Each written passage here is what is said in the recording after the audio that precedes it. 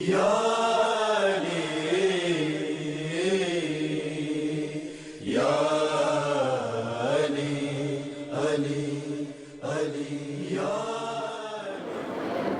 حول ولا قوة إلا بالله العلي العظيم.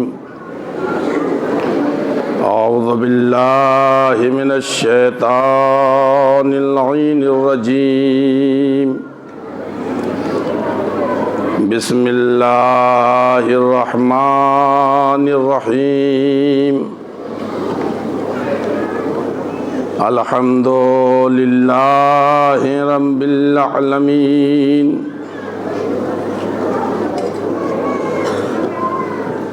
الحمد لله رب العالمين الذي جعلنا من المتمسكين بولاية المرتضوية الذي فرض الله مودته على العربية والعجمية. والصلاة والسلام على مبلغ رسالات الإلهية مولانا ومولى الثقلين جد الحسن والحسين أبي القاسم محمد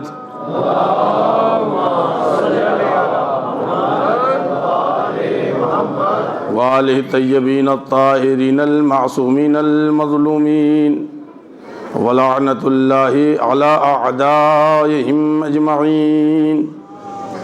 اما بعد فقد قال اللہ تبارک و تعالی فی کتابہ الکریم. بسم اللہ الرحمن الرحیم. نريد أن نمن على الذين استضعفوا في الأرض نجعلهم أئمة ونجعلهم الوارثين. صلوات پڑھ دیں محمد وآلہ.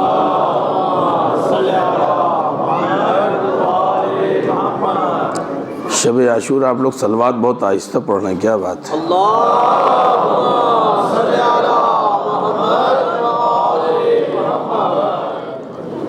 حضرات، میں اپنی مجلس شروع کرنے سے پہلے، اپنے بیانات کو شروع کرنے سے پہلے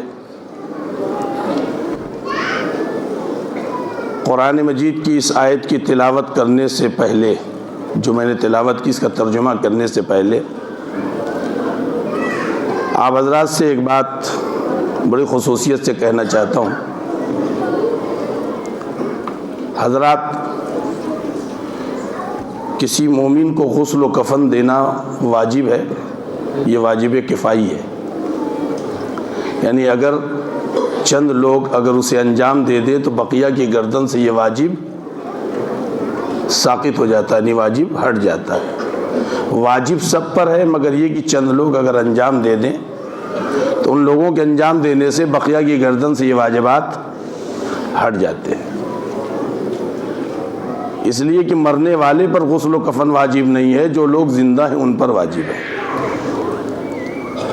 واجب کفائی کا مطلب یہ ہے کہ سب کی گردن پر واجب ہے، مگر یہ کہ ایک آدمی اگر انجام دے دے، دو آدمی انجام دے دے تو سب لوگوں کی ذمہ داری گویا اس آدمی نے پوری کر دی ہے. علم دین جیسے حاصل کرنا واجب کفائی ہے. اگر چند لوگوں نے علم دین حاصل کر لیا ہے، یعنی علم دین سے مراد وہ علم دین جو فقاہت تک پہنچاتا ہے، تو بقیہ کی گردن سے ساقط ہو جاتا ہے. لہذا غسل و کفن کا انتظام کرنا اور غسل و کفن کے لیے آدمی کا آگے بڑھنا، اس کا مطلب یہ ہے کہ بقیہ مومنین کے واجب کو یہ آدمی اپنی گردن پہ لے رہا ہے. مومنین اور مومنات جو آپ کے اس شہر میں اور آپ کے اس ملک میں رہتے ہیں، یا جو لوگ ابن السبیل ہو جاتے ہیں، غریب الوطن ہو جاتے ہیں اور آئے یہاں پر اور انتقال ہو گیا، ان کے غسل و کفن کا کوئی اہل ایمان کے درمیان انتظام نہیں ہے. اور اس ذمہ داری کو آپ کی اس کمیونٹی نے کہ ان لوگوں نے اٹھایا جن کو آپ لوگوں نے اس کی ذمہ داریاں دی ہیں. ظاہر سی بات ہے ہمارے سینٹروں کے پاس کوئی فیکٹری اور کوئی قارون کا خزانہ نہیں ہے کہ وہاں سے نکالیں گے اور وہ کام کر دیں گے. اس فیکٹری کا نام آپ ہی حضرات ہیں، محبان اہل بیت علیہ السلام. کل آپ لوگوں سے ڈاکٹر صاحب نے درخواست کی تھی مگر یہ کہ جو ان کی ضرورت ہے وہ ضرورت پوری نہیں ہو سکی ہے۔ میں آج آپ لوگوں سے گزارش کرتا ہوں کہ آپ حضرات پورا تعاون فرمائیں۔ اس سلسلے میں آج پھر 2-4 منٹ ڈاکٹر صاحب کی سن لیں، اور آپ حضرات جو ہو سکے آج دے کر کے بنام امام حسین علیہ الصلوۃ والسلام آپ حضرات ثواب دائرین حاصل کریں۔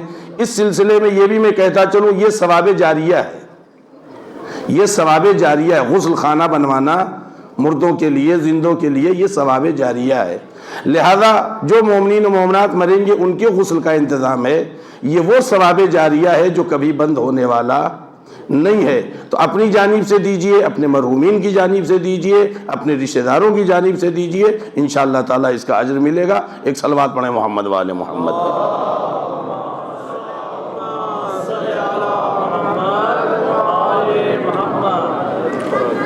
آپ حضرات اگر صلوات پڑھ کے تھوڑا آگے بڑھائیں تو بعد میں آنے والوں کو زحمت نہیں ہوگی، آگے جگہ بہت ہے۔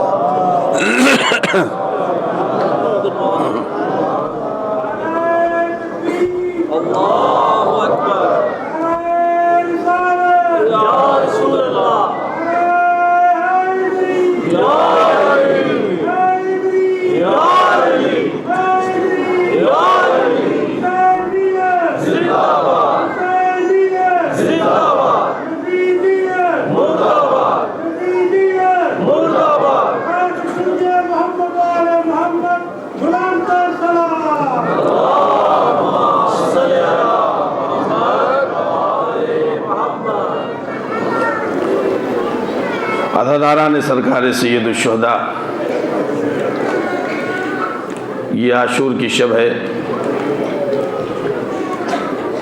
اور میں اپنی گفتگو اپنے موضوع کے تحت اپنے بیان کے آخری پڑاؤ پر ہوں۔ میں آپ حضرات کے سامنے اپنی پچھلی بات اور اپنی پچھلی گفتگو کا ربط اور آگے آج انشاءاللہ تعالی جو کچھ آپ کے حوالے کر سکوں گا بیان کروں گا۔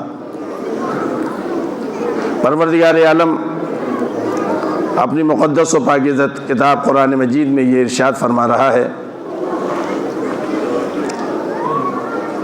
کہ ہم یہ بات طے کر چکے ہیں کہ جو زمین پر کمزور و بے بس بنائے گئے ہیں، ہم ان لوگوں کو امام بنائیں گے اور انہی کو کائنات کا وارث بنائیں گے۔ عزیزان گرامی،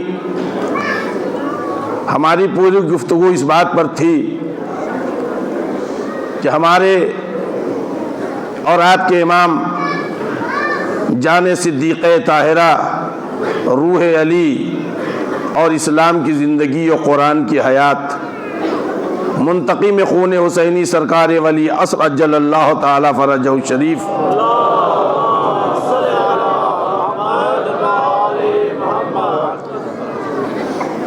تقریباً 1100 سال سے زیادہ کا زمانہ گزر گیا، 1200 سال ہونے والے ہیں، اور امام علیہ الصلوۃ والسلام کا ہم انتظار کر رہے ہیں۔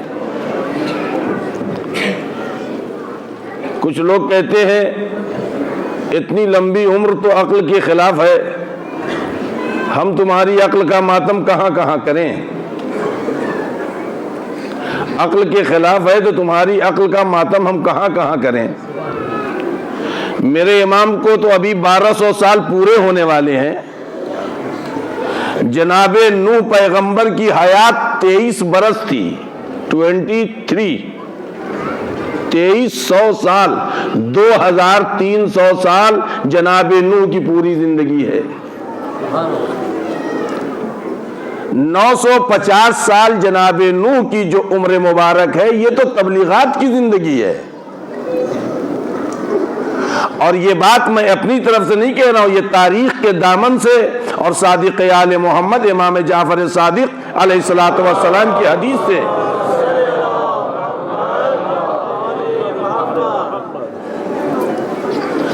جناب نوح پیغمبر کی حیات 2300 سال، 2300 سال کوئی معمولی حیات ہے؟ میرے امام کو تو ابھی 1200 سال ہوئے ہیں، وہ بھی پورے نہیں ہوئے۔ جناب خضر آج تک زندہ ہیں. جناب لقمان کے بارے میں ایک روایت 400 سال اور ایک روایت میں 4000 سال جناب لقمان نے زندگی کی. یہی نہیں عزیزان گرامی، یہ تو وہ لوگ ہیں جو نمائندگان الہی تھے. جو لوگ نمائندگان الہی نہیں تھے، فرعون 800 سال، اس کا باپ 1200 سال. آپ اندازہ لگائیں عزیزو، اللہ جب اپنے نمائندوں کو حیات دے رہا ہے تو دوسری طرف، تاکہ آدمی یہ نہ سمجھے کہ کچھ اور بھی ہو رہا ہے. سب چھوڑ دیجئے، شیطان آج تک باقی ہے. آج تک شیطان کی عمر کا کسی کو اندازہ نہیں ہے. اللہ شیطان کو حیات دے سکتا ہے، اپنے نمائندے کو زندگی نہیں دے سکتا ہے. امام علیہ السلام کی حیات طیبہ کو ابھی 1200 سال ہونے والے، ابھی کچھ سال باقی ہیں، اور ہم اپنے امام کا انتظار کر رہے. میں نے آپ حضرات کے سامنے اس پورے، یعنی یہ نویں مجلس، 10ویں مجلس، میں نے اس میں آپ حضرات کے سامنے مختلف زاویے سے انتظار کا کیا طریقہ ہے، انتظار کا کیا راستہ ہونا چاہیے، چاہنے والے کس طرح انتظار کریں، میں نے احادیث اور آیات اور واقعات کی روشنی میں آپ لوگوں تک پہنچایا ہے. آج مجھے جو بات کہنی ہے عزیزو میرے دوستو، امام علیہ السلام نہیں ہے تو ہم دین کس سے لیں؟ امام نہیں ہے. امام نہیں ہے تو مراد یہ نہیں کہ نہیں امام ہے نہیں، یعنی امام پردے غیب میں ہے. تو اب یہ دین ہم کس سے لیں؟ یہ اسلام ہم کس سے لیں؟ ہم کربلا کس سے سمجھیں؟ غدیر کی حقیقت ہم کس سے لیں؟ اس لیے کہ گزشتہ امتوں میں جب کتابوں کے وارث نہیں رہے، کتابیں لاوارث ہو گئیں، تحریف ہو گئی، کتابیں بدل گئیں آسمانی. مگر آج الحمدللہ امام کی غیبت کو تقریباً 1200 سال ہونے والے ہیں. قرآن جیسا نازل ہوا تھا ہمارے پاس ہے، جتنا نازل ہوا تھا ہمارے پاس ہے. تو اب سوال یہ ہے کہ اس 1200 سال جو ہونے والے ہیں امام کی زندگی اور عمر مبارک کے، تو اس 1200 سال کے اندر یہ قرآن اپنی جگہ باقی ہے، کربلا اپنی جگہ باقی ہے، غدیر کی سچائی باقی ہے. تو آیا کن لوگوں نے ہم تک کربلا کی امانت پہنچائی ہے اور غدیر کی امانت پہنچائی ہے؟ سبحان اللہ، سبحان اللہ، کیا بات ہے. ہماری پوری قوم کو سوچنا ہوگا کن لوگوں نے یہ دین ہم تک پہنچایا ہے، کن لوگوں نے یہ اسلام ہم تک پہنچایا ہے، کن لوگوں نے مکتب اہل بیت ہم تک پہنچایا ہے. اس سلسلے میں پہلے آپ کو ایک بات یہ بتاتا چلوں عزیزان گرامی، انبیاء کا بھی طریقہ یہ تھا کہ انبیاء تبلیغات اور تعلیمات کے ذریعے علماء تیار کرتے تھے. ایک وقت میں وہ کہاں جائیں گے تبلیغ کرنے، ان علماء کو وہ بھیجتے تھے دیہاتوں میں، علاقوں میں، شہروں میں، اور وہ علماء ان کی طرف سے دین کی تبلیغ کرتے تھے. انبیاء کی انہی سیرت کو خاتم الانبیاء نے اختیار کیا. آپ نے مبلغین بنائے، آپ نے علماء تیار کیے، جس کے نتیجے میں امام کے بلکہ پیغمبر کی مبلغین کے قافلے کو مبلغین پر یعنی منافقانہ طریقے سے حملہ بھی کیا گیا. یہ لوگ جا کر کے دین بتاتے اور سمجھاتے تھے. عزیزان گرامی، اب ہمارے ائمہ کا زمانہ آیا. امیر المومنین علیہ السلام نے علماء تیار کیے. جن کو آپ اصحاب امیر المومنین کہتے ہیں. یہ اصحاب امیر المومنین جاہل نہیں تھے، یہ سب کے سب فقیہ اور مجتہد تھے. معرفت آل محمد جو ان کے پاس کوٹ کوٹ کے ان کی رگوں میں بھرا تھا، یہ معرفت جو بھری ہوئی تھی یہ اس علم کی بنیاد پر تھا جو غدیر کے وجود سے طلوع ہوتا تھا اور تمام شیعان حیدر کرار پر پھیل کر کے یہ روشنی پہنچاتا تھا. انہی میں جب گوہر بار پیدا ہوئے تو کسی کا نام سلمان پکارا گیا، کسی کو مقداد کہا گیا، سچائیوں کا ابو ذر کہا گیا، خطابتوں کا میثم تمار کہا گیا، ہمتوں کا روشید کہا گیا، سرفروشیوں کا عمار یاسر کہا گیا. عزیزان گرامی، یہ علماء ہیں جن کو ہم اصحاب امیر المومنین، اصحاب حسن، اصحاب حسین کہتے ہیں. علماء سازی ہمارے ائمہ کے لیے اتنی ضروری تھی کہ ہمارے اولاد کے چوتھے امام حضرت سید الساجدین علیہ الصلوۃ والسلام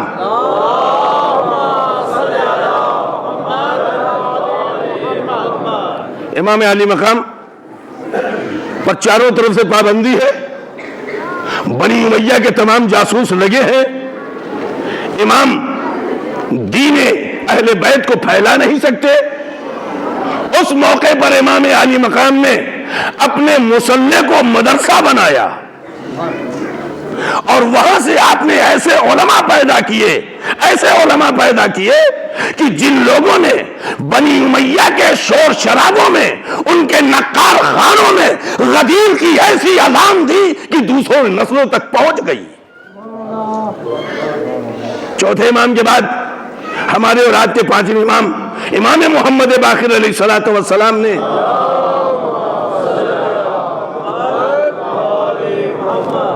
مدرسہ کھولا، یونیورسٹی کھولا.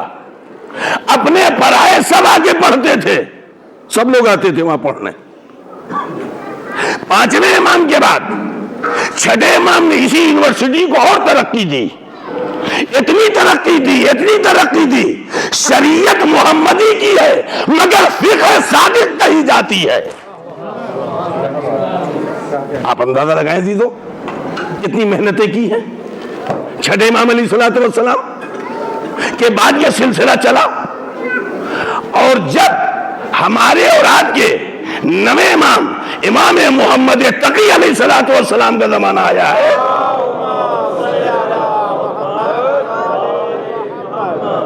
امام علی مقام نے اس موقع پر بڑے بڑے مراکز بنائے، بڑے بڑے مرکز. میں اپنے نوجوانوں تک یہ بات اس لیے پہنچانا چاہتا ہوں تاکہ غیبت کبریٰ میں دین بچا کیسے ہے، یہ پیغام میں عاشورہ کی نسبت سے آپ لوگوں کے حوالے شب عاشور کر سکوں. نویں امام کا جب زمانہ آیا ہے، امام نے جگہ جگہ بڑے بڑے مرکز بنائے.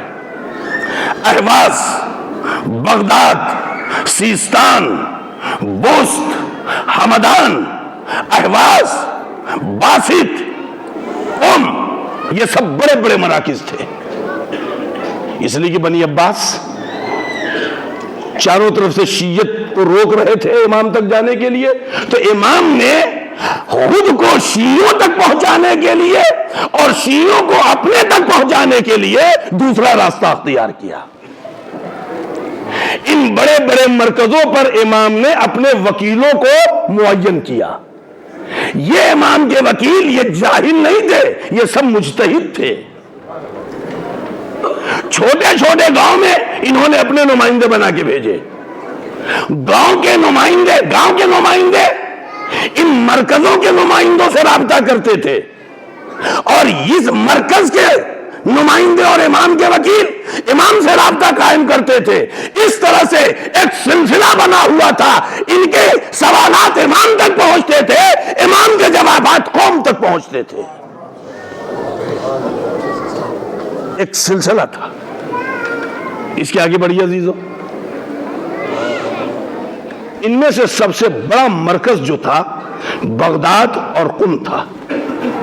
سب سے بڑا مرکز۔ امام علیہ السلام کی شہادت کے بعد ہمارے نویں امام نے اپنے والد کی سیرت کو اور مضبوط کیا، بلکہ امام اپنے چاہنے والوں سے بہت کم ملتے تھے، اپنے وکیلوں کے ذریعے ملاقات کر کے کام وکیلوں کے ذریعے لیتے تھے۔ کہنے والوں نے کہا کہ مولا فرزند رسول، آپ کے اجداد تو جا جا کے گھر گھر اپنے شیعوں سے ملتے تھے، اور آپ نے اپنے آپ کو گوشہ نشین کر لیا، وکیلوں کے ذریعے آپ کام کر رہے ہیں، اپنے علماء کے ذریعے آپ کام کر رہے ہیں۔ امام نے جواب دیا، میں اپنی قوم کو اپنے آخری بیٹے کی غیبت کا عادی بنا رہا ہوں۔ جب امام ملاقات نہ کرے تو تم اپنے مسائل کن کے ذریعے حل کرو گے؟ میں عادی بنا رہا ہوں تاکہ غیبت کی وحشت انہیں ختم نہ کرنے پائے۔ معاملہ اور آگے بڑھا عزیزان گرامی، امام حسن عسکری علیہ السلام تک بات آئی۔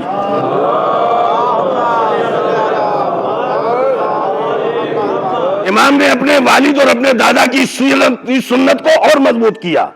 میں یہاں پہ رک کر کے ایک بات کہنا چاہتا ہوں عزیزو، جب ہمارے اور آپ کے 11ویں امام کی شہادت ہوئی ہے تو ہمارے زمانے کے امام کی عمر کتنی تھی؟ ہم جس امام کا انتظار کر رہے ہیں، اس امام کی عمر ایک جگہ 4 سال، ایک جگہ 5 سال، نہ 4 سے کم بتائی گئی نہ 5 سے زیادہ بتائی گئی، تو زیادہ سے زیادہ 5 سال۔ 5 سال کی عمر میں ہمارے زمانے کا امام عہدہ امامت کا مالک ہو گیا۔ یہ کوئی بڑی بات نہیں ہے۔ اگر گہوارے میں یحییٰ نبی بن سکتے ہیں تو میرا امام 5 سال کی عمر میں امام بن سکتا ہے۔ جناب عیسیٰ کو نبوت کب ملی؟ گہوارے میں ملی۔ امام علی مقام علیہ السلام نے اپنے دادا اور اپنے والد کی سنت کو مضبوط کیا۔ یہاں جو رک کر کے کہنا چاہتا ہوں عزیزو، علماء یہ جو وکیل ہوتے تھے امام کے، یہ مجتہدین ہوتے تھے، یہ مجتہد ہوتے تھے، فقیہ ہوتے تھے، اور یہی علماء سبب بنے ہیں۔ اور علماء کے ساتھ ساتھ ایک لفظ اور بڑھا دوں، علماء اور خمس یہی دونوں سبب بنے ہیں جس نے ہم لوگوں کو امام تک پہنچایا۔ ہم اور آپ کو آج جو ہم حقیقی امام کے دروازے پہ کھڑے ہیں، انہی فقہا، مجتہدین اور خمس نے۔ خم میں مال بہت زیادہ خمس کا جمع ہو گیا۔ وہاں کے وکیلوں نے ایک مرتبہ راستہ مال سب اکٹھا کیا اور یہ لوگ گئے سامرہ، جہاں امام 11ویں امام رہتے تھے۔ جب یہ لوگ سامرہ پہنچے تو دیکھا چاروں طرف کالے کالے پردے لگے۔ ان لوگوں نے پوچھا خیر تو ہے؟ کہا اصل میں 11ویں امام فرزند رسول کی شہادت ہو گئی ہے۔ یہ لوگ تو انہی کے وکیل تھے، انہی کے نائب تھے۔ انہوں نے پلٹ کے پوچھا تو پھر امام کے بعد کون ہے؟ تو لوگوں نے کہا ان کے بھائی جعفر، جن کو تاریخ میں جعفر کذاب کہا گیا ہے۔ یہ لوگ جعفر کے پاس پہنچے، جعفر کو امام کی شہادت کی تسلیت دی اور ان کی امامت کی مبارکباد دی۔ جعفر نے قبول کر لیا۔ آنے والے وکیلوں نے کہا فرزند رسول، ہم کچھ خمس کی رقم لے کے آئے جو اونٹوں پہ لدے ہیں، اور ہم کچھ سوالات لے کر آئے ہیں، آپ لے لیجئے اور سوالوں کا جواب دیجئے۔ جعفر نے اپنے بیٹے سے کہا، جو مکان کے باہر جو بڑا صحن ہوتا ہے، اپنے ہندوستان پاکستان میں بہت ہوتا ہے بڑا صحن، کہا پیچھے سے دروازہ کھول کر کے ان تمام اونٹ اور جانوروں کو آنگن میں بلاؤ اور سارے خمس کے مال کو اتار لو۔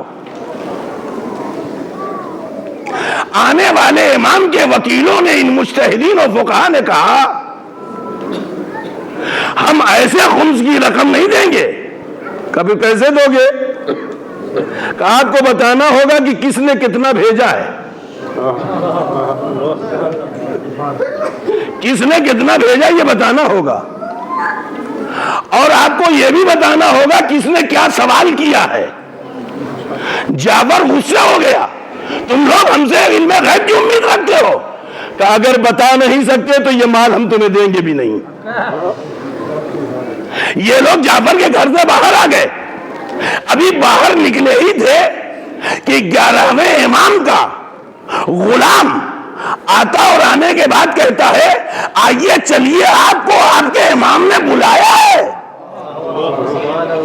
یہ لوگ کہتے ہیں ہم جب گئے اور جیسے ہی ایک بڑے ہال میں داخل ہوئے تو پردے کے پیچھے سے آواز آئی فلاں ابن فلاں فلاں نے اتنا سونا بھیجا ہے، اتنا سکہ چاندی کا ہے، اتنا سونے کا ہے، فلاں نے اتنا بھیجا، فلاں نے اتنا بھیجا، فلاں نے جو بھیجا ہے اس میں سے اتنے سکے خراب ہیں، اتنے سکے اصلی ہیں، اور ان لوگوں نے یہ سوال کیا ہے اس کا یہ جواب لیتے جاؤ. پتہ یہ چلا ہم حقیقی امام تک نہ پہنچ پاتے اگر یہ فقہا نہ ہوتے، یہ مجتہدین نہ ہوتے، یہ خمس کی رقم نہ ہوتی. آپ عزیزان گرامی محسوس کریں، ذرا بابا سے بلند صلوات پڑھیں آپ حضرات.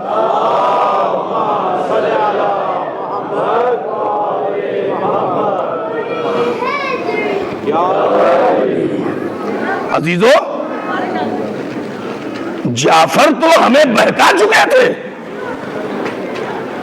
غدیر کی امامت سے وہ ہمیں ہٹا چکے تھے،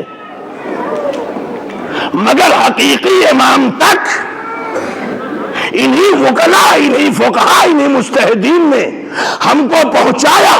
اب لفظ بدل کے کہوں عزیزو، گویا اس دن کا انتظام امام محمد تقی علیہ السلام نے اپنی زندگی میں کر دیا تھا کہ ہمارے شیعوں کو جب غدیر کی امامت سے بھٹکایا جائے تو ہمارے فقہا و مجتہدین اصلی امام تک و غدیر کے محور تک پہنچا سکے. عزیزان گرامی، امام علیہ السلام جب ظہور فرمائیں گے اور مکے سے آپ جائیں گے مدینے کی طرف، مدینے سے کوفے جائیں گے، پھر وہاں سے آپ جائیں گے کہاں؟ فلسطین، بیت المقدس. امام علی مقام وہاں پر 2 کارنامے دکھائیں گے جس کی بنیاد پر 20,000 یہودی اسی وقت مسلمان ہوں گے. انطاکیہ کے پہاڑوں سے اوریجنل توریت نکالیں گے، اوریجنل زبور نکالیں گے. زبور یہودیوں کی کتاب، انجیل عیسائیوں کی کتاب انطاکیہ کے پہاڑوں سے نکالیں گے، ان کے حوالے کریں گے اور کہیں گے پڑھو اس میں میری آمد کی خبر اللہ نے دی ہے یا نہیں دی ہے. اور انطاکیہ کے پہاڑوں سے تابوت سکینہ نکال کے بنی اسرائیل کے حوالے کریں گے. تاریخ کہتی اسی وقت 20,000 یہودی مسلمان ہوں گے. امام بیت المقدس میں آئیں گے، جمعے کا وقت ہوگا، اتنے میں آسمان سے آواز آئے گی. اب جو آواز آئے گی تو دیکھا کہ کچھ لوگ آ رہے ہیں. جناب عیسیٰ 800 مرد مومنین، 400 مومنات خواتین کے ساتھ امام علی مقام کے پاس آ کے ان کے ہاتھ میں بیعت کریں گے. توجہ دیجیے میرے دوستو، جناب عیسیٰ کا آنا اکثر عیسائیوں کو امام کا پابند بنا دے گا، امام کے ہاتھوں پہ بیعت کروائے گا. جو لوگ کہتے ہیں کیسے ہو سکتا ہے پوری دنیا میں ایک بیگ امام علی مقام کی حکومت ہو جائے. عزیزو میرے دوستو، ان معجزات کے ذریعے سے جب دنیا 2/3 کائنات ختم ہو چکی ہوگی، ظلم، جنگ، بربریت کی وجہ سے روایتوں میں، حدیث میں ہے 2/3 انسان ختم ہو جائیں گے، بس ایک حصہ بچے گا انسانوں کا جو عدالت کے پیاسے ہوں گے۔ اور جیسے ہی امام علی مقام علیہ السلام یہ معجزات دکھائیں گے، پوری دنیا اس بات کو قبول کرے گی وہ آ گیا جو پوری دنیا کو عدل و انصاف سے بھرنے والا ہے۔ صلوات پڑھ دے محمد وآل محمد پر۔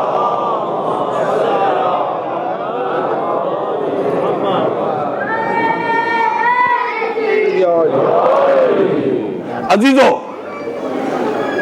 ایک فکر ہے لوگوں کی، امام علیہ السلام آئیں گے تلوار لے کے، اس میں کوئی شک نہیں کہ تلوار لے کے آئیں گے، ذوالفقار لے کے آئیں گے امام، اس میں کوئی شک نہیں، مولا ذوالفقار لے کے آئیں گے،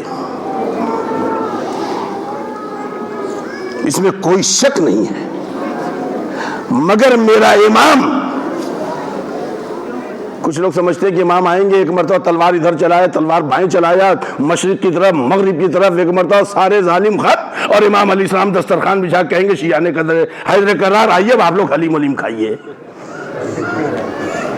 امام کو سپاہی چاہیے، یہ پہلے کہہ چکا ہوں میں آپ حضرات کے ساتھ، امام کو سپاہی چاہیے۔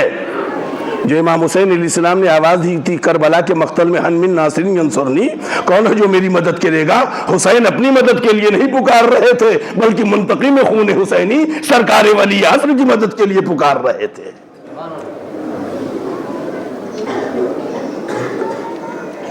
عزیزان گرامی، امام علیہ السلام جب آئیں گے ذوالفقار لے کے آئیں گے، یقیناً امام جنگ کریں گے، مگر امام کی عالمی حکومت جنگ کی بنیاد پر نہیں، علم کی بنیاد پر ہوگی، علم کی بنیاد پر ہوگی۔ آج دنیا ترقی کر کے اس کائنات کی ٹیکنالوجی جہاں جا کے رک گئی، وہاں سے میرے امام کی ٹیکنالوجی شروع ہوگی۔ میرا امام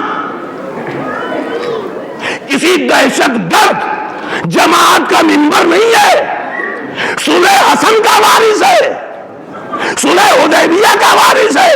میرا امام خون خرابہ کرنے نہیں آئے گا، انسانیت کو پناہ دینے آئے گا۔ لہذا امام علی مقام علیہ السلام علم کے ذریعے، علم کے ذریعے، اسی لیے کہا گیا امام کے لیے سلسلے میں حدیث ہے، امام علی مقام کے لیے حدیث ہے کہ آپ جناب داؤد کی طرف فیصلہ کریں گے۔ جناب داؤد کسی کے معاملے میں گواہ نہیں مانگتے تھے، یا تو مجرم آگے خود ہی کہہ دیتا تھا، یا جناب داؤد خود ہی بتا دیتے تھے بتاؤ میں ہی بتا دوں۔ توجہ عزیزان گرامی، امیر المومنین نے بھی جو فیصلے کیے ہیں، بہت سے ایسے فیصلے ہیں جس میں امام نے گواہ نہیں مانگا ہے۔ امام علی مقام کے چاہنے والوں ذرا محسوس کریے، تاریخ کہتی ہے یا تو آنے والا خود ہی بتا دے گا کہ ہم یہ کر کے آئے، ہم کو سزا دے دیجئے، یا پھر امام کو علم ہوگا، امام کے سامنے پوری کائنات ہوگی۔ اس کی ایک چھوٹی سی مثال دے دوں آپ لوگوں کو۔ ایک صاحب اسی سڑک پر چلے جا رہے تھے، رات کا وقت ہے، کوئی نہیں ہے، سگنل ایک مرتبہ ریڈ ہوا، فوراً انہوں نے بریک پہ ہاتھ پیر رکھ دیا۔ میں نے کہا بھائی کوئی ہے نہیں، اپنا ہندوستان پاکستان میں تو کچھ ہے نہیں، مطلب ہے بھی پولیس والے تو دائیں بائیں دیکھ کر کے لوگ بھاگ جاتے ہیں۔ جہاں لاقانونیت کا راج ہو وہاں کوئی بات ہی نہیں ہے، مگر یہاں پر میں نے کہا بھائی کوئی ہے نہیں، آپ چلے۔ کہا حکومت کے افراد سو رہے ہیں مگر حکومت کی آنکھیں یعنی کیمرے جاگ رہے ہیں۔ اگر آج ٹیکنالوجی کے ذریعے دنیا یہاں تک پہنچ سکتی ہے کہ ہر منٹ اور سیکنڈ کے مجرم کو پکڑا جا سکے، تو میرا زمانے کا امام جو زمین سے زیادہ آسمان کے راستوں کا جاننے والا ہے، وہ ہر مجرم کو پہچانے گا. دنیا کے کسی بھی گوش و کنار میں ہو, چاروں طرف ایک ہی شور ہوگا, امام دیکھ رہا ہے, امام جان رہا ہے, امام سمجھ رہا ہے, خود کو جرم سے بچاؤ ورنہ امام سزا دے دے گا. عزیزان گرامی, امام علم کی بنیاد پر پوری دنیا پہ حکومت کریں گے. آج بھی دنیا ترقی کرنے کے بعد کہیں نہ کہیں بھیک مانگ رہی ہے. بہت ترقی ہو گئی ہے. یہ ترقی کرنے والے یہ سائنسداں وہ بھی کبھی نہ کبھی بھیک مانگتے ہیں.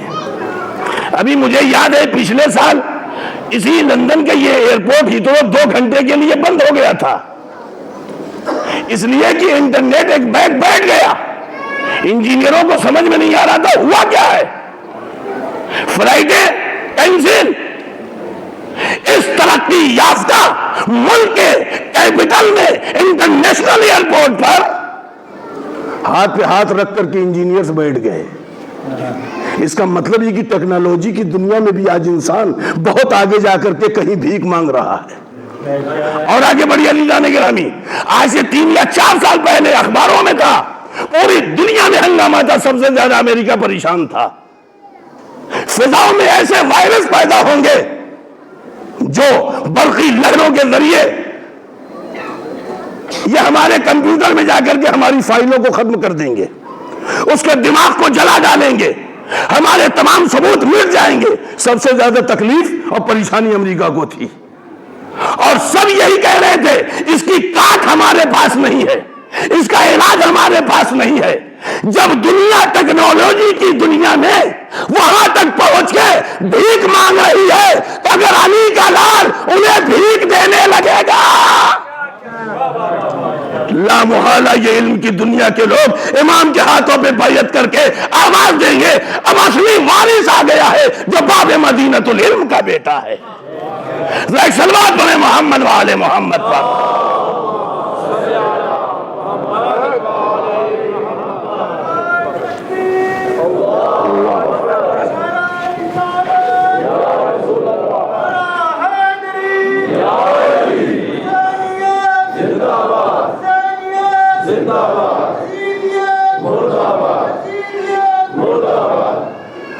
وہ بیچارے اکیلے جتنا چلائیں اتنا آپ لوگ مل کر کے نہیں چلا پائے ہیں.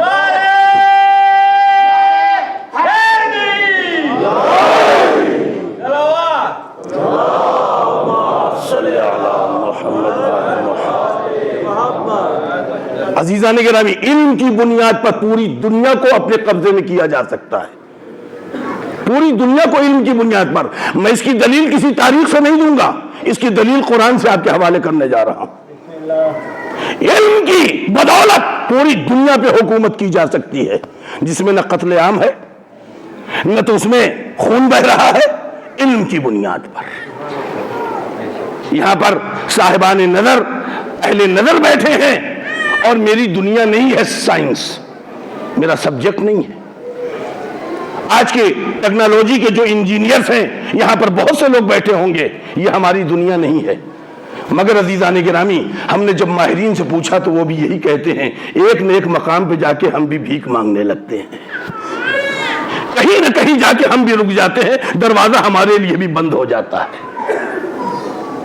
عزیزو, علم ایک ایسا سرمایہ ہے جس کے ذریعے پوری دنیا پہ حکومت کی جا سکتی ہے, اور میرا امام پوری دنیا پہ جو حکومت کرے گا وہ علم کے ذریعے کرے گا. روایتوں میں یہاں تک ہے, امام کے زمانے میں کیا لوگ بیمار نہیں پڑیں گے؟ امام کے زمانے میں کیا یہ گاڑیاں بند ہو جائیں گی, ہوائی جہاز رک جائیں گے؟ کیا یہ سب ختم ہو جائے گا؟ امام جہالتوں کا پیغام لے کے نہیں آئے گا, امام علم کا پیغام لے کے آئے گا. اسی لیے میں یہ بات کہہ رہا ہوں, اور پوری تحقیق کے ساتھ عزیزان گرامی, کہ جہاں پر آ کر کے آج دنیا کی ٹیکنالوجی رک گئی ہے, جہاں پہ سائنسداں آج اپنی پیشانی تیگ رہے ہیں, وہاں سے میری امامت کا علم اور ٹیکنالوجی کی ابتدا ہوگی. عزیزو, کل بھی امام کو ڈاکٹروں کی ضرورت ہے, امام کو انجینئروں کی ضرورت ہے، امام کو افسروں کی ضرورت ہے، امام کو گورنروں کی ضرورت ہے، امام کو عاملین کی ضرورت ہے، امام کو ارباب حکومت کی ضرورت ہے جو پوری دنیا کے نظام کو چلانے میں امام کی مدد کریں۔ ایسا نہیں کہ امام کو فقط تلوار چلانے والوں کی ضرورت ہے، گولی چلانے والوں کی۔ اور یہ بھی کہتا چلو عزیزان گرامی، حکومتیں جو باقی ہوتی ہیں وہ فوج سے، پولیس سے، اور حکومتیں جو باقی رہتی ہیں ان کے وہ مائنڈڈ افسران جو ان کو رائے و مشورے دے کر کے ان ذمہ داروں کو آگے بڑھنے کی طرف رہنمائی کرتے ہیں۔ بتائیے اگر کسی ملک کی فوج بدل جائے، کسی ملک کی پولیس اگر کسی کی حمایت میں آ جائے، فوج حمایت میں آ جائے، تو پھر اس کے حکمراں کیا امام کے ہاتھ میں بیعت نہیں کریں گے تو کیا کریں گے؟ عزیزو اب آئیے میں قرآن سے آپ کے حوالے دلیل کر رہا ہوں۔ جناب سلیمان پیغمبر نے فرمایا میں ہدہد کو نہیں دیکھتا۔ ہدہد ایک چھوٹا سا پرندہ ہے، آپ حضرات جانتے ہوں گے، جو بزرگ حضرات ہیں، جوان بچے جانتے یا نہیں جانتے مجھے نہیں معلوم۔ ہدہد ایک چھوٹا سا پرندہ ہے، اڑتا رہتا ہے، زمین کے نیچے پانی کے اثرات کو بتاتا ہے۔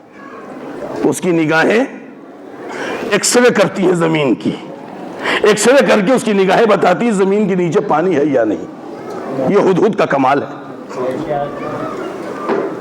جناب سلیمان پیغمبر ہفتے اقلیم کی حکومت کے مالک ہیں۔ 7 بڑی بڑی حکومتیں، جنات آپ کے قبضے میں، انسان آپ کے قبضے میں، ہوا آپ کی حکومت میں، پانی آپ کی حکومت میں۔ آپ کے زمانے میں ہوائی جہاز بنا نہیں تھا مگر آپ فضاؤں پر اڑتے تھے۔ بساط سلیمانی کو لے کے یہ ہوا اڑتی تھی، اڑتے اڑتے جب کربلا پہنچی تو زمین کھینچنے لگی۔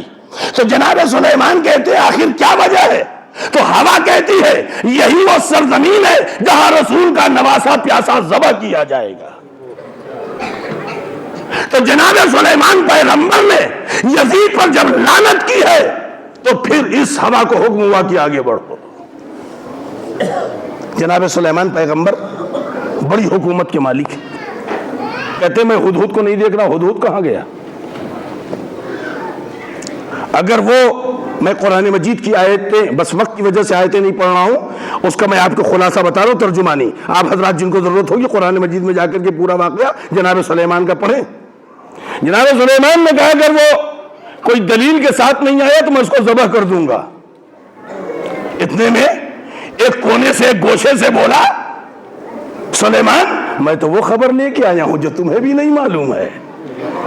ذرا سا پہچانی عزیزان گرامی، اس دربار کا پرندہ سلیمان پیغمبر کی آنکھوں میں آنکھیں ڈال کے کہہ رہا ہے میں تو وہ خبر لے کے آیا ہوں جو تمہیں بھی نہیں معلوم ہے۔ یہ سلیمان ہے جن کے دربار کا پرندہ آنکھیں دکھا رہا ہے، مگر وہ علی تھے جنہوں نے آواز دی زمین سے زیادہ میں آسمان کے راستوں کو جانتا ہوں۔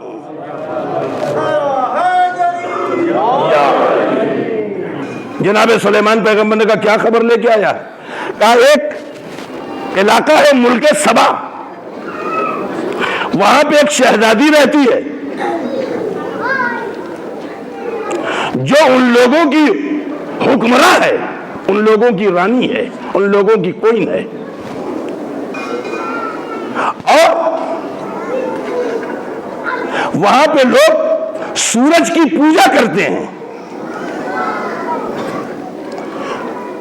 اور ہدہد جس نے بساط سلیمانی دیکھا ہے وہ کہہ رہا ہے اس کے پاس ایک تخت ہے جس میں عرش اعظم ہے، تعریف کی اس نے۔ جناب سلیمان کہتے ہیں کون ہے جو میرے لیے وہ تخت لے کر آئے؟ تو قرآن کہتا ہے کہ مرتبہ ان کے دربار میں ایک عفریت رہتا تھا، عفریت جناتوں کی قسمیں ہیں، بڑا طاقتور تھا۔ عفریت کہتا ہے آپ یہاں سے اٹھ کے اپنے گھر کے اندر جائیں گے اور میں تخت لا کر کے حاضر کر دوں گا۔ اب سلیمان اٹھیں گے پھر جائیں گے گھر میں، کتنا ٹائم لگے گا، کتنا وقت لگے گا؟ اب اس کو تو بھائی میں کاؤنٹ نہیں کر پایا ہوں، آپ ہی لوگ کاؤنٹ کر لیجئے گا۔ اب نہ جانے کب اٹھیں گے، بھائی دربار جب برخاست ہوگا تبھی نا، اب نہ جانے کئے بجے اٹھیں گے، کتنے گھنٹے پہ اٹھیں گے، اور کتنی دیر لگے گی گھر تک جانے کے لیے۔ تو جناب سلیمان نے پوچھا کوئی اور جو عزیزوں، ایک مرتبہ آپ کے وزیر آصف بن برخیہ نے آواز دی، پلک جھپکتے لا دوں گا۔ پلک جھپکتے سمجھ رہے ہیں نا، یہ جو پلک ہے آنکھوں پر، یہ جو ایک مرتبہ گرتی ہے، اسی کو کہتے ہیں چشمے زدن۔ پلک جھپکتے، اردو میں ایک دم صاف لفظوں میں، بس پلک جھپکی کی حاضر۔ سلیمان نے دیکھا کہ تخت حاضر تھا، بلقیس کا تخت حاضر تھا۔ توجہ عزیزو میرے دوستو، اب قرآن کیا کہتا ہے؟ اِنَّهُ مِنْ عِلْمِ الْكِتَابِ۔ علی والو ایک فقرہ تمہارے حوالے کرنے جا رہا ہوں۔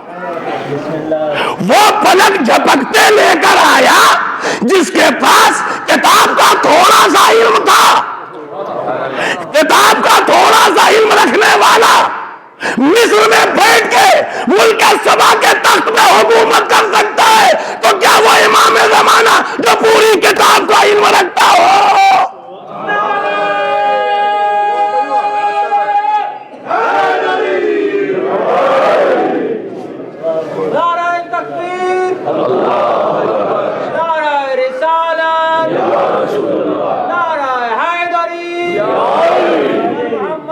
محمد بلند صلوات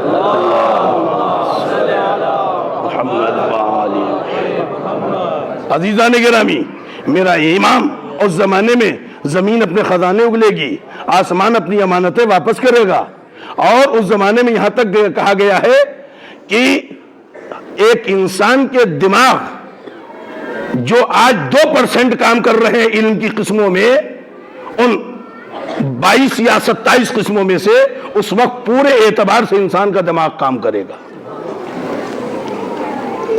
اور امام علیہ السلام بساط علم پھیلائیں گے اور علم کی بنیاد پر پوری دنیا میں حکومت کریں گے۔ عزیزو میرے دوستو، جب میرا امام پوری دنیا میں علم کی بدولت حکومت کرے گا اور پوری دنیا کو خبر ہوگی کہ میرا امام سب کچھ جانتا ہے، یہاں تک روایتوں میں نے پڑھا ہے امام جن لوگوں کو شہروں کا ذمہ دار بنا کے بھیجیں گے، یا تو ان کے ہاتھوں میں کوئی ایسی طاقت، کوئی ایسی ٹیکنالوجی دیں گے کہ ہاتھوں میں ظاہر ہو جائے کہ امام کیا کہنا چاہتے ہیں۔ جو مجرم آیا ہے، جو مجرم نہیں ہے، فقط وہ ہاتھ دکھائیں گے، معلوم پتہ چل گیا کون مجرم ہے کون نہیں ہے، کس نے کیا کیا ہے۔ امام ایک ایسی ٹیکنالوجی دیں گے اس زمانے کے لوگوں کو، اور آج کے زمانے والوں کو یہ سب سمجھانا کوئی مشکل نہیں ہے۔ عزیزان گرامی، جب میرا امام آئے گا اور علم کی بنیاد پر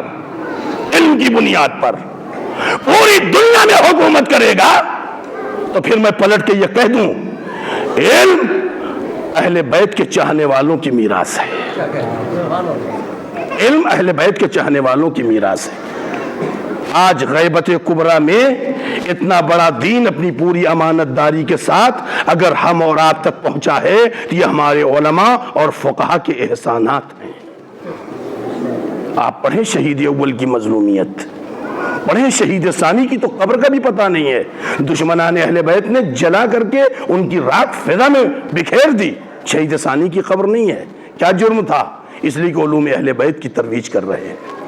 شہید ثالث ہمارے ہاں آگرے میں نور اللہ شوستری، ان کو کیوں قتل کیا گیا؟ اس لیے کہ انہوں نے احقاق الحق لکھا تھا۔ اور جو دیدو، یہ باتیں میں کیوں کہہ رہا ہوں؟ علم کے دشمن ہمیشہ صاحبان علم کی مخالفت کرتے رہیں گے، اور علم کے دوستدار اہل بیت علیہ الصلوۃ والسلام ان کے چاہنے والوں کی ہمیشہ حمایت کرتے رہیں گے۔ آخری فقرے زحمت تمام عزیزو، آج ہمارے پاس پورا دین اگر ہے اس غیبت کبریٰ میں، پورا دین، تو دو عورتوں کی دین ہے۔ کربلا میں بی بی زینب اور سامرہ میں جناب امام حسن کی والدہ، جن کو جدہ کے نام سے یاد کیا جاتا تھا۔ لوگ پوچھتے تھے یہ بات کس نے کہی ہے؟ کہا جدہ نے کہی ہے۔ امام عالی مقام چونکہ غیبت میں تھے، یہ غیبت صغریٰ کا زمانہ ہے، جب امام ملاقاتیں کرتے تھے، آپ اپنی دادی کو کہتے تھے اور ان کی دادی ان لوگوں تک۔ اس کے علاوہ امام نے اپنے نائبین بنائے تھے، نائبین امام نے بنائے تھے۔ ان نائبین میں 4 نواب کہے جاتے ہیں، امام خطوں کے ذریعے ان تک پیغامات پہنچاتے تھے۔ جب یہ نوابین دنیا سے جانے لگے اور امام عالی مقام علیہ السلام غیبت کبریٰ میں جانے لگے، تو امام عالی مقام علیہ السلام نے فرمایا ہماری حدیثوں کا علم جس کے پاس زیادہ ہوگا، کتاب اللہ کا علم جس کے پاس زیادہ ہوگا، ہماری حدیثوں کا علم جس کے پاس زیادہ ہوگا، صاحب ورع و تقوی ہوگا، اس کی اطاعت کرنا کہ وہ تم پر حجت ہے ہماری طرف سے، وہ ہماری حجت ہے تم لوگوں پر، اور میں اس پر حجت ہوں خدا کی طرف سے۔ اگر یہاں پہ رک کر کے ایک فقرہ کو عزیزان گرامی، اہل بیت کے چاہنے والوں، شب عاشور کی مجلس کی آخری فقرے فضائل کی دنیا سے فقیہ و مجتہد وہ ہے جس کے لیے امام نے کیا کہا؟ ہماری طرف سے وہ حجت ہے امام پر، اور امام حجت ہے اللہ کی جانب سے۔ امام وہ ہے جس پر ایک حجت کی نظر ہے، فقیہ وہ ہے جس پر 2 حجتوں کی نظر ہے، ایک طرف امام اور ایک طرف امام کا پالنے والا پروردگار۔ ہم جو چاہیں بحث کر لیں، ہم جو چاہیں ایک دوسرے کو بہکا لیں عزیزان گرامی، مگر کسی سے بھی پوچھئے آج ہمارے پاس یہ واجب کہاں سے ہے، وضو کا طریقہ کہاں سے ہے، عزاداری کا طریقہ کہاں سے ہے، عزاداری کی حدیثیں کہاں سے ملیں، عزاداری کی تاریخیں کہاں سے ملیں، یہ ولایت کی تاریخیں کہاں سے ملیں، یہ ولایت کی حدیثیں کہاں سے ملیں، فضائل آل محمد کی تاریخ کہاں سے ملی؟ عزیزان گرامی سب پلٹ کر جائیں گے علماء و مجتہدین کی طرف۔ صادق آل محمد امام جعفر صادق علیہ السلام فرماتے ہیں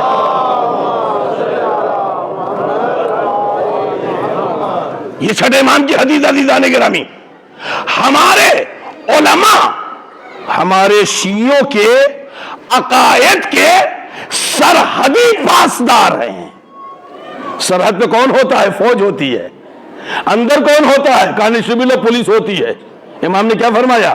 امام فرماتے ہیں ہمارے شیعوں کے عقیدوں کے ہمارے علماء سرحدی پاسدار ہیں، سرحد پہ ہمارے فقہا ہیں۔ یہی وجہ ہے آج تک غدیر کا مخالف ہمارے گھر میں آ نہیں پایا ہے، ورنہ آج ہم بھی 73 فرقوں میں تقسیم ہو گئے ہوتے۔ آپ دیکھیں کتنا بڑا حملہ کیا گیا حضور کے بعد، مسلمان 2 حصوں میں تقسیم، غدیر کا قافلہ آگے بڑھا، ربط مصائب عزیز و اس فضائل پر غدیر کا قافلہ آگے بڑھا۔ چوتھے امام کا زمانہ آیا، محمد حنفیہ کو لوگوں نے امام مان لیا۔ محمد حنفیہ کہتے رہے میں امام نہیں ہوں، کہا نہیں آپ ہی امام ہیں۔ اب ایسے جاہلوں کا کیا جواب ہے؟ محمد حنفیہ کو وہ لوگ کہتے ہیں کہ یہی ہے جو ظہور کریں گے چونکہ ان کا نام محمد ہے۔ توجہ دیدو، غدیر کا قافلہ آگے بڑھا، چھٹے امام پر آیا۔ اسماعیل جو امام کے زمانے میں مر گئے تھے، پیغمبر نے کفن ہٹا کے لوگوں کو دکھایا، دیکھو میرے لال اسماعیل مر گئے میری زندگی میں، مگر لوگوں نے اسماعیل کو امام بنایا، 7ویں امام کو چھوڑ دیا۔ تو جو حق دھرم تھے، جہالت کے پرستار، کٹ گئے وہ۔ پھر غدیر کا قافلہ آگے بڑھا، 8ویں امام پہ آیا۔ 8ویں میں امام پر آ کر ایک پھر نیا نظریہ پیدا ہو گیا، واقفیہ۔ یہ واقفیہ کون لوگ ہیں؟ یہ کہتے ہیں 8ویں امام پر سلسلہ بند ہو گیا، بس اس کے بعد امام آگے نہیں جائے گا۔ 9ویں امام کی یہ مخالفت کرتے ہیں، 10ویں کی یہ مخالفت کرتے ہیں، 11ویں کی یہ مخالفت کرتے ہیں۔ توجہ دیدان گرامی، ہمارا غدیر کا قافلہ اور آگے بڑھا، آیا 11ویں امام پر۔ 11ویں امام پر آپ حضرات کو ایک مثال دے دوں، ہمارے دیہاتوں میں جو کھیتوں میں پانی جاتا ہے ٹیوب ویل سے، تو نالیوں کے ذریعے جاتا ہے، بیچ میں اگر نالی کاٹ دی جائے تو پانی کا فورس ادھر کم ہو جاتا ہے۔ توجہ دیجو میرے دوستو، جعفر کذاب نے دریائے غدیر کو ایک مرتبہ نقب زنی کی، مگر فقہا نے مل کر کے اس راستے کو اور بند کر دیا تاکہ اس پانی کا فورس کم نہ ہونے پائے، اور نتیجہ یہ نکلا کہ آج ہم تک 1200 سال ہو رہے امام کی غیبت کے۔ انہی فقہا کی دین ہے، انہی مجتہدین کی دین ہے، انہی علماء کی دین ہے۔ ضروری نہیں ہے ہمارے فقہا ہمارے جذبات کے پابند نہیں ہے کہ ہمارے جذبات جو کہے وہی وہ فتویٰ دیں۔ فقہا وہ فتویٰ دیں گے جو آل محمد کہتے ہیں۔ فقہائے آل محمد اور فقہائے بنی امیہ بنی عباس میں یہی فرق ہے۔ ان کے فقہا وہ فتویٰ دیتے تھے جو حکومتیں چاہتی تھی، جو عوام چاہتی تھی۔ فقہائے آل محمد وہ فتویٰ دیتے ہیں جو غدیر چاہتی ہے، جو کربلا چاہتا ہے، جو آل محمد چاہتے ہیں۔ یہی وجہ ہے عزیزو، جس طرح ہم انتظار کر رہے ہیں امام کا، اسی طرح امام کے پہلو میں ذوالفقار بھی انتظار کر رہی ہے، ذوالفقار بھی انتظار کر رہی ہے۔ مولا ظہور کیجئے، میں نے زہرا کے لال حسین کے کچلے ہوئے لاشے کو دیکھا ہے۔ مولا ظہور کیجئے، میں نے علی اصغر کا چھیدا ہوا گلا دیکھا ہے۔ مولا ظہور کیجئے، میں نے سیدہ کی بیٹیوں کی چھنتی ہوئی چادر دیکھی ہے۔ ذوالفقار امام کے پہلو میں انتظار کر رہی ہے۔ مولا ظہور کیجئے، مولا ظہور کیجئے، میں نے علی اصغر کی قبر کھو دی ہے۔ مولا ظہور کیجئے، میں نے حسین کی یتیمہ سکینہ کے رخساروں پر تماچوں کے نیل دیکھے ہیں۔ میں نے بی بی کے جلتے ہوئے دامن، کرتے کے دامن دیکھے ہیں۔ عزادارو، جس طرح ہم انتظار کر رہے ہیں اسی طرح انتظار کر رہی ہے ذوالفقار۔ مولا ظہور کیجئے، میں نے بیمار کربلا کے ہاتھوں میں ہتھکڑی، پاؤں میں بیڑی اور گلے میں توق خاردار اور کمر میں لنگر دیکھا ہے۔ عزادارو، شب عاشور ہے، شب عاشور ہے عزادارو۔ اللہ نے توفیق دی ہے، ہم سب کے سب شب عاشور امام کے غم میں منا رہے ہیں۔ آج فرش پر بیٹھے ہیں، امام کے سوگ میں بیٹھے ہیں۔ عزادارو، ہماری خواتین مائیں بہنیں امام کا سوگ منانے بیٹھی ہیں، مگر کل حسین کے خیمے میں اصحاب اپنے خیمے میں بیٹھ کے شہادت کا انتظار کر رہے تھے، اور خیمے میں بیٹھی ہوئی بیویاں اپنی بیوگی کا انتظار کر رہی تھیں، بچے اپنی یتیمی کا انتظار کر رہے تھے۔ عزادارو، غم حسین کتنا بڑا سرمایہ ہے، ماتم حسین کتنا بڑا سرمایہ ہے، ہر ایک کو نصیب نہیں ہے۔ یہ امام حسین علیہ السلام پہ ماتم کرنا ہر ایک کو نصیب نہیں ہے، امام کے غم میں رونا ہر ایک کو نصیب نہیں ہے، امام پہ نوحہ و مرثیہ پڑھنا ہر ایک کو نصیب نہیں ہے۔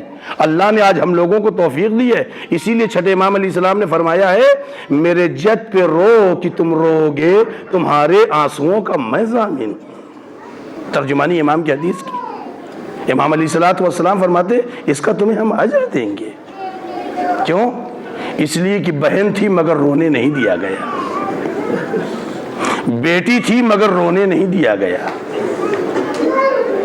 خاندان کی بیویاں تھیں مگر رونے نہیں دیا گیا۔ کیسا مظلوم ہے میرا حسین۔ عزادارو، امام حسین علیہ السلام جب مادر گرامی کے شکم میں تھے، ایک روز رسول اللہ داخل ہوئے گھر میں تو جناب زہرا رونے لگی، آواز دیتی ہیں، بابا یہ بچہ جب سے میرے شکم میں آیا ہے، یہ بچہ مجھ سے جب باتیں کرتا ہے تو میرا اندر سے دل روتا ہے۔ بابا آج میرے اس بچے نے آواز دی، اماں میں پیاسا ہوں، اماں میں پامال شدہ ہوں، اماں میرے کپڑے اتار لیے گئے، اماں مجھے گھوڑوں کی ٹاپوں سے میری ہڈیوں کو توڑ ڈالا گیا۔ عزادارو، تمہیں پروردگار کسی غم میں نہ رلائے سوائے مولا حسین کے غم کے۔ جانور روئے، پتھر روئے ہیں عزادارو۔ جناب اسماعیل علیہ السلام کے بارے میں تاریخ کہتی ہے عزادارو، جب آپ کے جانور چرنے کے لیے فرات کے کنارے آئے 3 روز گزر گیا، ان جانوروں نے پانی نہیں پیا، ان جانوروں نے پانی نہیں پیا۔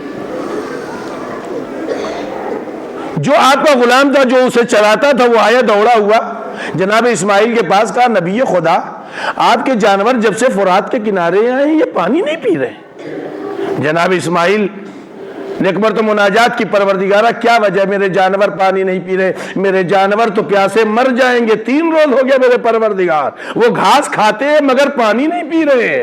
آواز آئی جا کے اپنے جانوروں سے پوچھو، جانور خود بتائیں گے کہ کیوں نہیں پانی پی رہے ہیں۔ جناب اسماعیل آئے، اپنے جانوروں کو خطاب کیا، بتاؤ تم لوگ یہاں پہ 3 دن سے پانی کیوں نہیں پی رہے ہو؟ اے حسین کے عزادارو، ایک مرتبہ ایک جانور اس میں سے بولا، اے نبی خدا اگر قیامت تک ہم اس دریا کے کنارے رہے تب بھی ہم پانی نہیں پیئیں گے، اس لیے کہ جب ہم فرات کے کنارے آئے تو کوئی منادی آواز دے رہا تھا، اسی فرات کے کنارے زہرا کا لال حسین بھوکا پیاسا تڑپا تڑپا کے ذبح کر دیا جائے گا۔ عزادارو جانور روئے ہیں، عزادارو آپ سوچیں اور اندازہ لگائیں، اولادوں کی قربانی، امام حسین علیہ السلام نے قربانی پہ قربانی دی اولادوں کی۔ جناب علی اکبر علیہ السلام کے سلسلے میں عزادارو کہ آپ اتنے خوبصورت تھے، شہزادے علی اکبر علیہ السلام اتنے خوبصورت تھے عزادارو کہ آپ کے ایک عرب مہمان آیا مولا حسین علیہ السلام کے یہاں، جناب شہزادے علی اکبر آئے اور آ کر کے گود میں بیٹھ گئے۔ وہ آنے والا مہمان غور سے دیکھنے لگا شہزادے کو۔ امام حسین علیہ السلام نے صاحبان اولاد ذرا سوچنا، امام حسین علیہ السلام جو فقرہ کہہ رہے ہیں یہ بتا کیا غور سے دیکھ رہا؟ کہا آقا میں نے ایسا حسین بچہ نہیں دیکھا۔ امام نے فرمایا اگر اللہ تجھے ایسا حسین بچہ دے دے، کہا مولا میں کبھی اپنے سے جدا نہیں کروں گا۔ عزیزو ایک مرتبہ طلب کے امام حسین علیہ السلام پھر سوال کرتے ہیں، بتا اگر ایسا ہی بچہ تیرے پاس ہو، اسے اگر پیر میں کانٹا چبھ جائے تو کہتا کہ مولا میں غم سے مر جاؤں گا۔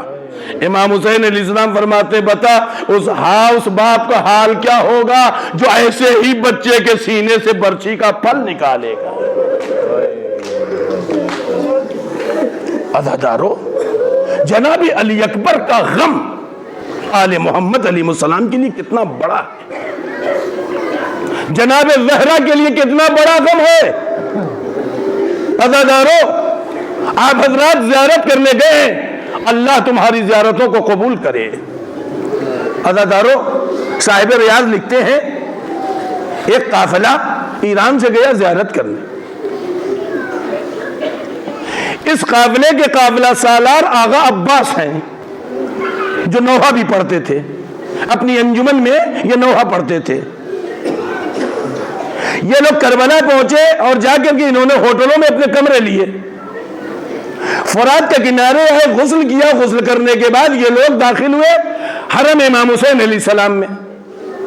جیسے ہی داخل ہوئے سورج ڈوب گیا، نمازیں ہوئی، نمازیں پڑھنے کے بعد زیارتیں پڑھنے کے بعد ساتھیوں نے کہا آغا عباس آج شب جمعہ ہے، آغا عباس تم صاحب بیاض نوحہ پڑھتے ہو، ہم لوگ ماتم کرتے ہیں، شب جمعہ بھی ہے، کربلا بھی ہے، قبر حسین بھی ہے، قبر حسین کے پاس ہیں، آغا عباس آج تم نوحہ پڑھو، ہم لوگ مولا حسین کی زری کے پاس ماتم کریں گے۔ ماتم دارو اللہ تمہارے ماتم کو قبول کرے۔ عزادارو کسی نے کہا آغا عباس آج فلاں شہید کا نوحہ پڑھو، کسی نے کہا فلاں شہید کا، کسی نے کہا فلاں شہید کا۔ آغا عباس کہتے ہیں آج میں اپنی ڈائری کھولوں گا، جس شہید کا نوحہ ہوگا وہی میں پڑھوں گا۔ آغا عباس نے جب اپنی ڈائری کھولی تو جناب علی اکبر کے نام کا نوحہ نکلا، جناب علی اکبر کا نوحہ، جناب علی اکبر کا مرثیہ۔ عزادارو آغا عباس نے جناب علی اکبر کا نوحہ پڑھا، ذریعے امام حسین کے پاس ساتھیوں نے خوب ماتم کیا، مولا کو ان کے بیٹے کا پرسہ دیا۔ عزادارو آغا عباس کہتے ہم لوگ واپس آئے، اپنے اپنے کمرے پر سو گئے، ہم نے خواب میں کیا دیکھا؟ آقا حسین چلے آ رہے۔ عزادارو شب عاشور نہیں رو گے تو کب رو گے؟ آوازیں بلند ہونی چاہیے۔ آوازیں بلند ہونی چاہیے، اس لیے کہ آٹھویں امام نے فرمایا ہے میرے جد پہ رونا ہے تو اس دکھیاری ماں کی طرح چیخ کے رو جو اپنے جوان بیٹے پہ تڑپ کے روتی ہے۔ تمہاری آواز گریہ بلند ہونی چاہیے، تمہاری آواز گریہ کربلا کی فضاؤں میں گونجنی چاہیے۔ اے حسین کے عزادارو، اے ماتم داران حسین، اے مولا حسین کا پرسہ دینے والے مومنین و مومنات، شب عاشور نہ جانے آئندہ برس پھر زندگی نصیب ہو کہ نہ ہو۔ آقا عباس کہتے میں نے دیکھا مولا حسین علیہ السلام چلے آ رہے،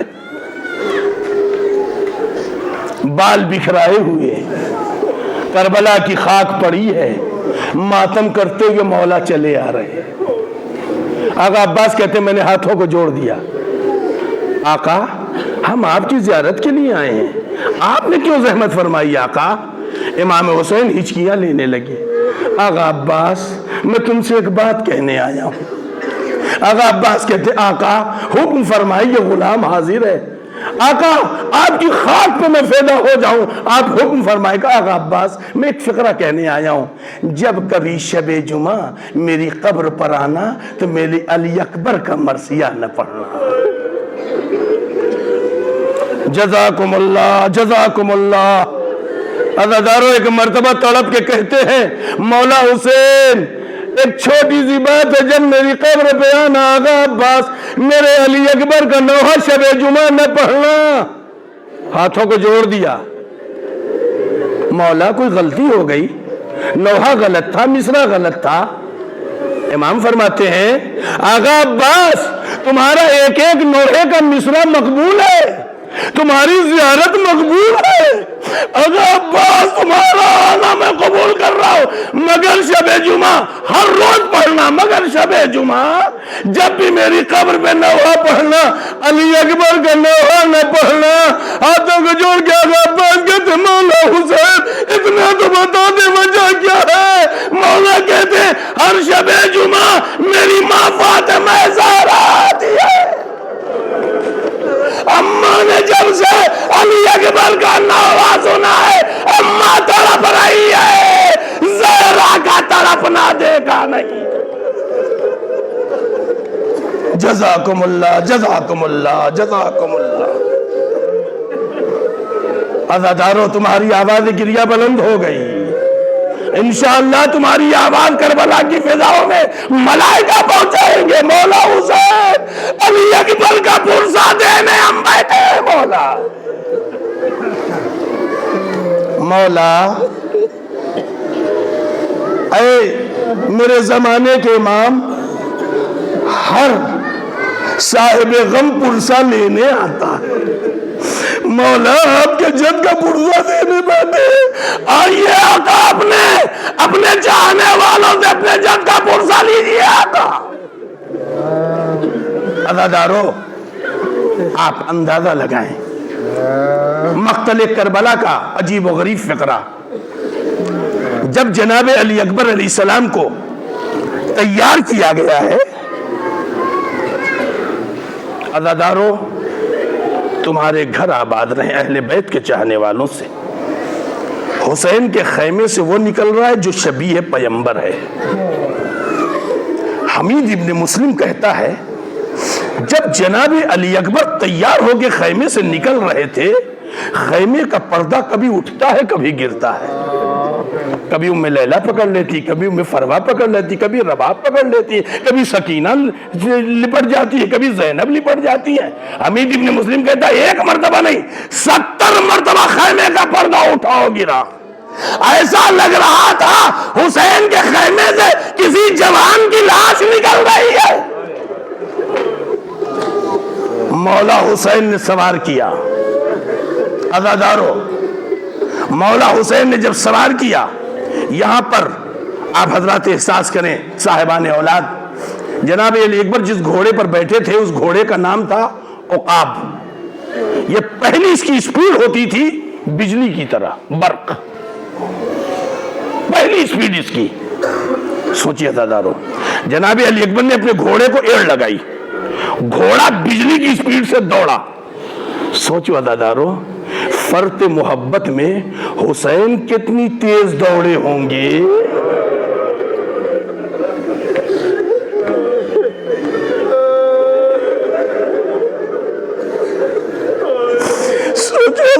میرا حسین کتنی تیز دوڑا ہوگا کہ گرنے کی آواز علی اکبر کے کانوں سے ٹکرائی. بابا آپ نے رخصت کر دیا ہے. کاش میرے لال تم بھی صاحب اولاد ہوتے. جزاکم اللہ جزاکم اللہ. عزادارو، جناب علی اکبر ایک مرتبہ واپس آئے ہیں.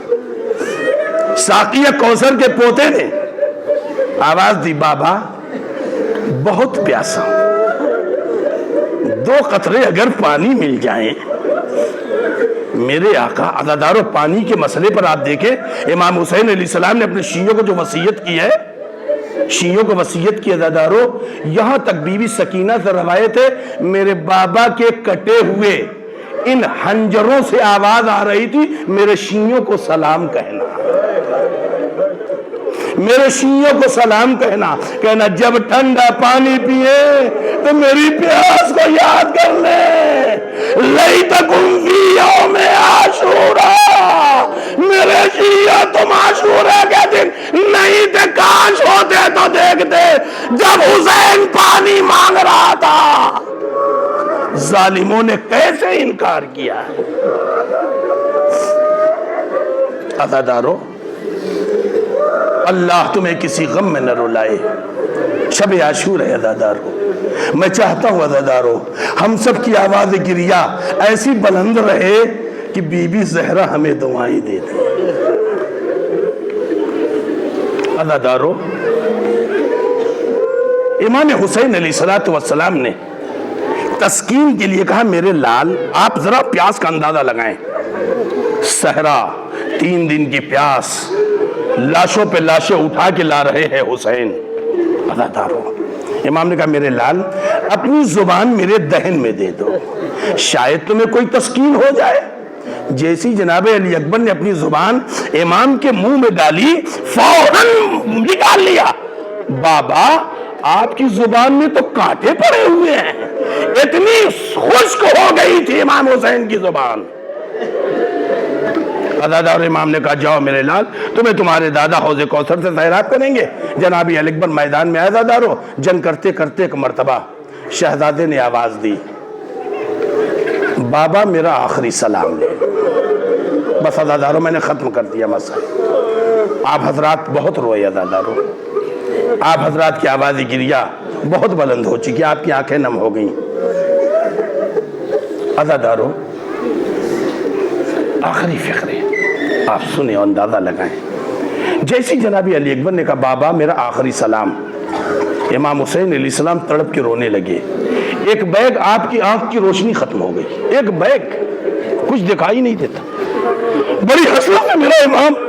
زہرا کا لال کہتا ہاں میرے لال علی اکبر تمہارے مرنے سے آنکھوں کی روشنی چلی گئی، عباس کے مرنے سے کمر ٹوٹ گئی. عزادارو میرا امام رونے لگا. عزادارو کچھ دکھائی نہیں دے رہا، کچھ دکھائی نہیں دے رہا. امام علی مقام چلے. تاریخ کہتی ہے امام مقتل میں تلاش کرتے ہوئے کچھ، اس لیے کچھ دکھائی نہیں دے رہا ہے. اور یہ کہتے جا رہے ہیں کہاں ہو میرے لال، کہاں ہو میرے لال، اے میرے لال تمہارے بعد اس دنیا کی زندگی پر غائب ہو. عزادارو تاریخ کہتی ہے امام حسین علیہ السلام لاشوں کی ٹوکریں کھا کے زمین کربلا پہ گرتے ہیں، پھر اٹھتے ہیں. ٹوکریں کھا کے میرا امام گرتا اٹھتا ہے، کہتا یا علی مدد، نہ جانے میرا حسین نجف کے علی کو بلا رہا تھا یا کربلا کے علی کو بلا رہا تھا. یا علی مدد، یا علی مدد.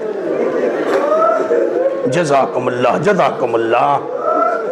عزادارو، ایک مرتبہ امام جب آئے جناب علی اکبر کے نزدیک، صاحب ریاض القدس لکھتے ہیں عزادارو، امام کو کچھ محسوس ہوا کہ کوئی بیوی ہے جو جناب علی اکبر کے سرہانے بیٹھی.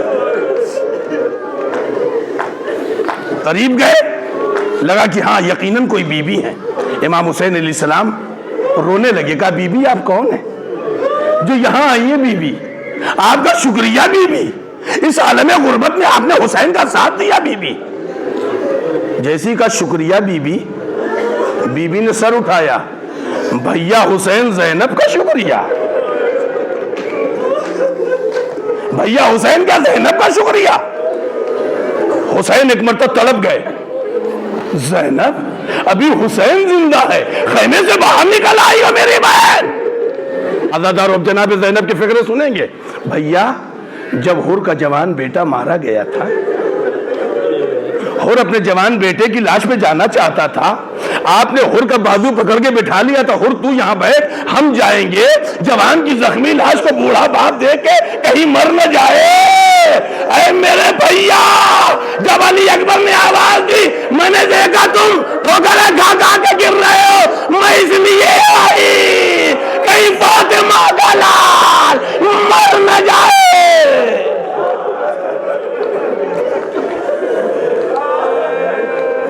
جزاکم اللہ. اللہ تمہاری ان آوازوں پہ اپنی رحمتیں نازل فرمائے. میں ختم کر دیتا مصائب عزادارو. آپ حضرات نے پرسہ دے لیا, آپ نے حق غم ادا کر دیا. اللہ تمہیں کسی غم میں نہ رلائے سوائے غم حسین کے. عزادارو آخری فقرے. امام حسین علیہ السلام کے لیے تاریخ کہتی ہے آپ نے پہلے بی بی زینب کو خیمے تک پہنچایا. زینب کا پردہ کتنا عزیز ہے, زینب کا پردہ کتنا عزیز ہے. حسین جوان کا غم بھول گئے. آئے عزادارو علی اکبر کے قریب بیٹھ گئے. میرے لال آخری وقت ہے میرے لال, کچھ تمہیں کہنا ہے میرے لال علی اکبر. جناب علی اکبر کہتے ہیں بابا میرے سینے میں برچی کا پھل ٹوٹ گیا ہے. جو ظالم نے برچی ماری پیچھے سے تو یہ برچی نکل آئی اور اس نے جو کھینچی تو پھل ٹوٹ گیا ہے. بابا اگر یہ برچی کا پھل نکل جائے تو شاید مجھے آرام ہو جائے. ایک مرتبہ حسین نے اپنے دونوں زانوؤں کو زمین کربلا پہ ٹیک دیا, اپنی آستین کو حسین نے پلٹ لیا. آواز دوں گا آؤ ابراہیم. ایمنا کے میدان میں آنکھوں پہ پٹی باندھ کے بیٹے پہ چھری چلانے والے ابراہیم آؤ یا رسول اللہ. آئیے ایک مرتبہ یا علی کہہ کے حسین نے برچی کا پل نکالا. حسین کی دنیا تاریخ ہو گئی. جزاکم اللہ, جزاکم اللہ. تمہاری آوازیں بلند ہو جائیں عزادارو. کربلا سے حسین آواز دے, شاباش میرے عزادارو. بس عزادارو آپ کی آواز گریہ بلند ہو گئی. عزادارو میں مصائب کے فقرے ختم کر دیتا, مگر عزادارو میں اپنی بہنوں اور اپنی ماؤں کی طرف سے ایک پرسہ دینا چاہتا ہوں. عزادارو وہ روایت میں بیان کرنے جا رہا ہوں جسے علی اکبر نہاوندی نے لکھا ہے. عزادارو اور آپ حضرات کی زحمت تمام ہے. عزادارو رات بھر ماتم کرنا, رات بھر مولا کی عزاداری کرنا, رات بھر مولا کی عبادت کرنا, اللہ کی عبادت کرنا, مولا کے دل کو خوش کرنا. عزادارو آپس میں مل کے محبت کے ساتھ عزاداری کرنا. عزادارو آخری فقرے میں اپنی ماؤں بہنوں کی جانب سے ایک پرسہ دینا چاہتا ہوں مولا حسین علیہ السلام کو. ام لیلہ کو پرسہ دینا چاہتا ہوں. عزادارو امام حسین علیہ السلام نے جناب علی اکبر کی لاش کو سینے سے لگایا, لے کے حسین چلے. عزادارو مگر حسین اٹھا نہ سکے, زمین کربلا پہ رکھ دیا, پھر اٹھایا. 3 دن کے بھوکے پیاسے زہرا کے 57 سال کے بوڑھے لال نے 18 سال کے جوان کو ایک مرتبہ پھر سینے سے لگایا, اور سینے سے لگا کے مولا چلے. پھر رکھ دیا عزادارو۔ حسین بڑی بے کسی میں چاروں طرف دیکھتے ہیں، چاروں طرف بڑی بے کسی میں مولا حسین دیکھتے ہیں۔ ایک مرتبہ خیمے کے در پہ نظر پڑ گئی، دیکھا چھوٹے چھوٹے بنی ہاشم کے بچے کھڑے ہیں۔ زہرا کا لال تڑپ کے کہتا ہے بنی ہاشم کے بچوں آؤ زہرا کے لال کی مدد کرو، بوڑھے باپ سے جوان کی لاش اٹھائی نہیں جا رہی ہے۔ عزادارو علی اکبر نہاوندی لکھتے ہیں روایت، مولا امام حسین علیہ السلام نے جب خیمے تک لاش پہنچائی بیویوں نے ایک مرتبہ گھیر لیا۔ عزادارو بیویوں نے گھیر لیا، ماتم شروع ہو گیا، واہ علی اکبرہ واہ علی اکبرہ واہ مصیبتہ، ماتم شروع۔ عزادارو اس کے بعد انشاءاللہ آپ شبیہ تابوت علی اکبر کی زیارت کریں گے۔ عزادارو آخری فقر زحمت تمام انشاءاللہ بہت روئیں گے۔ عزادارو اتنا رونا کہ تمہاری آواز ملائکہ کربلا تک پہنچا دے۔ آخری فقر نہ جانے اگلے برس پھر زندہ رہیں گے کہ نہیں رہیں گے۔ عزادارو آخری فقر اپنی ماں بہنوں کی طرف سے ام لیلہ کی خدمت میں یہ پرسہ دینے جا رہا ہوں۔ عزادارو جناب زینب نے ایک مرتبہ دیکھا تمام بیویاں ہیں، ام لیلہ دکھائی نہیں دیتی۔ رباب ام لیلہ کو دیکھا نہیں، ام فروا لیلہ کو دیکھا کا نہیں، کلثوم مادر علی اکبر کو دیکھا کا نہیں۔ علی کی بیٹی ایک مرتبہ کھڑی ہو گئی زینب، ایک ایک خیمے میں ام لیلہ تو نہیں ہے، ام لیلہ تو نہیں ہے، ام لیلہ تو نہیں ہے۔ جب ایک خیمے میں بیوی پہنچی عزادارو علی اکبر نہاوندی اس روایت کو لکھتے ہیں، اس روایت کو وہ ذمہ دار ہے۔ جیسے یہ خیمے میں جناب زینب پہنچی تو کیا دیکھا؟ جناب ام لیلہ بڑی بے چینی سے خیموں کے کناروں پہ دوڑ رہی ہے، بڑی بے چینی سے دوڑ رہی ہے۔ جناب زینب کہتی بی بی کیا علی اکبر سے ملنے نہیں چلو گی بی بی؟ ام لیلہ نے جو جناب زینب کی آواز سنی سینے پہ ہاتھ رکھ کے ایک مرتبہ ہچکیاں لیتے ہوئے بی بی بیٹھ گئے، کہا بی بی بڑی دیر سے باہر نکلنے کا راستہ دیکھ رہی ہوں، کچھ دیکھا ہی نہیں دیتا، اے بی بی لے چلو، کہاں ہے میرا یوسف؟ بی بی لے چلو، کہاں ہے زہرا کا لال؟ ماتم حسین واہ علی اکبرہ واہ مصیبتہ۔